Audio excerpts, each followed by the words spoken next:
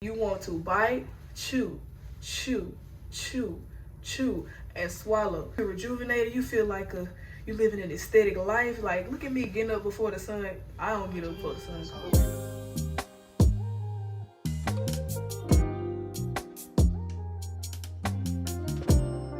Hey YouTube, welcome back to another one of my videos. It's good to see y'all again. I'm glad y'all keep coming back. I really appreciate that. Today we're going to be talking about, as you can see from the title, how to be a woman of God. That P31. That daughter of the king. Oh, Jesus. Yes, because, you know, it's a lot of people that's kind of new in their walk with Christ, starting out. So I want to explain to y'all things I've learned over the years. Again, so you won't have to figure it out yourself. And that way your relationship with God can skyrocket immediately. ASAP. First thing, I briefly mentioned this in my previous video, and I'm mentioning it again because it's so important to me. And I honestly need to get better at this, but when I was doing it, it did make my relationship with God improve a lot. So, waking up earlier in the morning to start your day with God. Yes. Waking up early in the morning to spend your time with God is super, super important. Like I said in the previous video, just starting your day off with God is important, but waking up early in the morning is even better because it makes you feel so productive. You know, you feel good, you feel rejuvenated, you feel like you living an aesthetic life. Like, look at me getting up before the sun. I don't get up before the sun comes up. Look at me getting up before I start my day, getting dressed early. I get to eat breakfast. It just feels like life just feels better when you wake up early in the morning. I don't know why. It just does. You know, and that helps me a lot. If you know me personally, you know how much I love to sleep. Don't get me wrong though. It's nothing wrong with sleeping. It's nothing wrong with sleeping. I stand by sleeping. I hope that when we get to heaven and new earth, we can still do that because sleeping is great. It truly is. But waking up earlier in the morning, like, improved the way my day went. I felt so refreshed, rejuvenated, again, productive, because I had a lot more hours in the day to do what I needed to do. And I was able to go to sleep on time because I woke up early in the morning, you know, because I be up at night, baby. I be going to sleep at like 4 o'clock in the morning. It's all right, though. We getting better. We getting better. Yeah. Next thing. Okay, getting a Bible version that is best suited for you. If you like KJV, by all means, do your thing, sis, you feel me? Do what you gotta do. But we don't read Old English no more. You are not obligated to read the King James Version because that's the version they read in church. If anything, if you don't understand it, that'll hinder you because you're not receiving the bread of life. You feel me? You know what I'm saying? You're not getting the flavors. Imagine you had bread with no flavor. You're not getting it, you just eating it. That's how it is when you read the King James Version or any other version that you don't understand. I done had 4 Bibles, and it's been 4 years.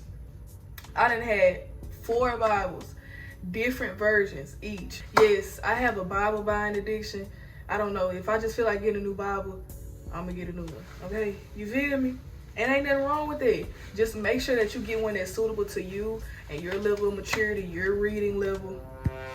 If you read like a 3rd grader, no tea, no shade, get you the NIV. Anyways, yeah, get you a Bible version that suits you.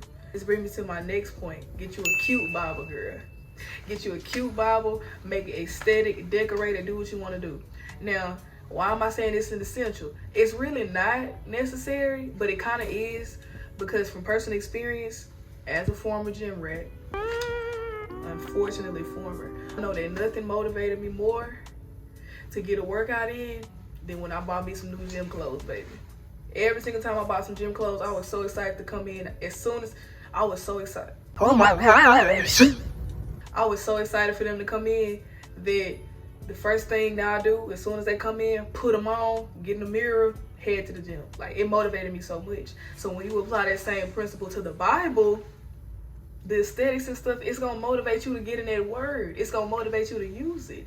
Get you some stickers, buy some new highlighters, get a Bible cover even. Do what you wanna do. Do what you gotta do.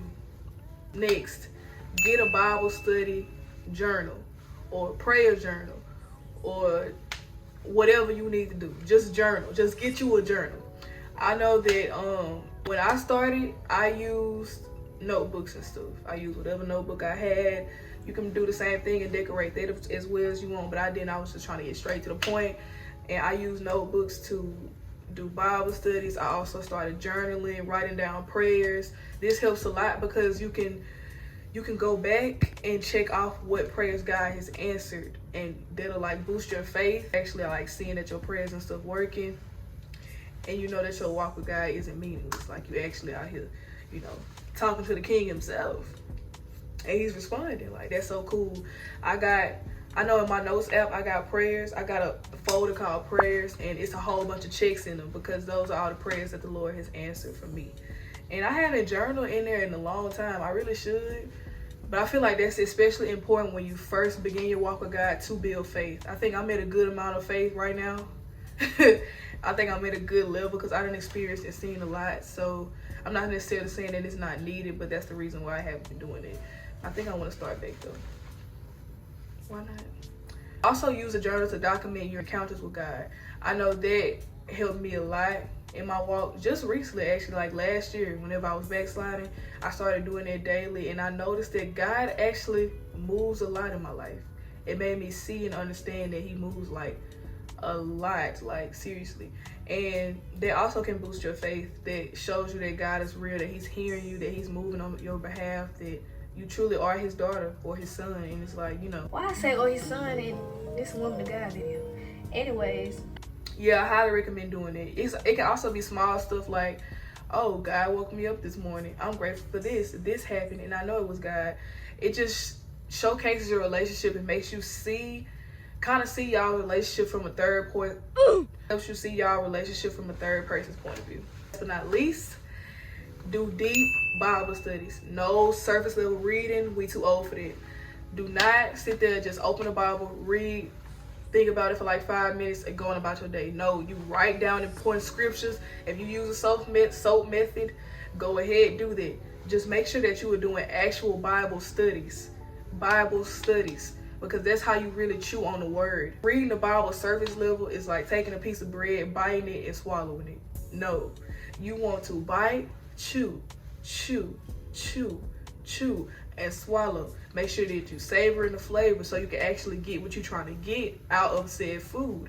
That's how Bible studies work. You want to meditate, you want to take a lot of notes, and that way, because I know personally for me, God speaks to me a lot whenever I'm writing.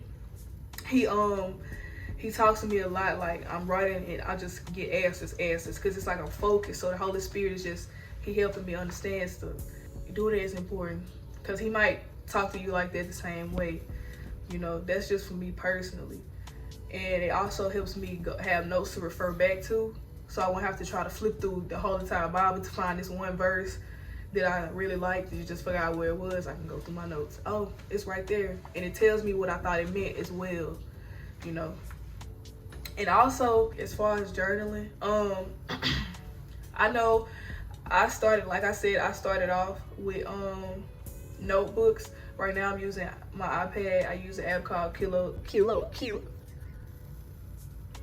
I'm using the app called Kilo Notes, and you can do everything on there. You can add stickers, you can change the paper. I use graph paper. It's so cute, it's fun, I love it. But I know when I started off, I was using notebooks, and recently last year when I was packing up my things to move to college,